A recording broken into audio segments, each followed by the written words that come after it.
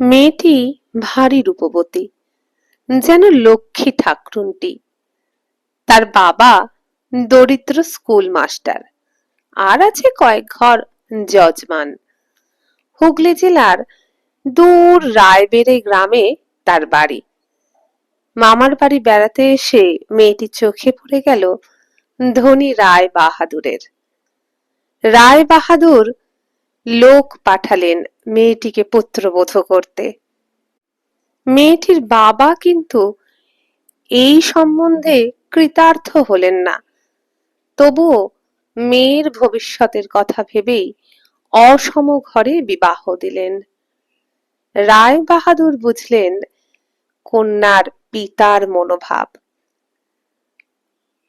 বিবাহ সম্পন্ন হয়ে যাবার পরে তিনি জোর কদমে চেষ্টা করতে লাগলেন মেয়েটির মন থেকে বাপের বাড়িকে একেবারে নিশ্চিহ্ন করে দিতে।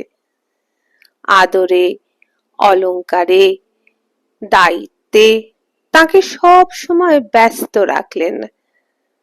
দুর্গাপূজা এলো। অভিনব মণ্ডপ সজ্জা, চোখ ধাঁধানো প্রতিমা, সাঁচ্চার কাজ করা বেনারসি শাড়ি, গা ভর্তি অলংকার, নূতন প্যাটার্নের চুড়ি, সব কিছু পেয়ে তিনি ভাবলেন বৌমা পুজোর সময় আর বাপের বাড়ি যাবার কথা তুলবে না। হলোও তাই। ষষ্ঠী পর্যন্ত বৌমা ফুরসতি পেল না বাপের বাড়ি যাবার কথা বলার। কিন্তু তারপর যদি জানতে চান তাহলে সুবচনের সাহিত্য সভা এই চ্যানেলে গল্পটি আছে। নিচে লিংক দিলাম, ক্লিক করলেই গল্পটি খুলে যাবে।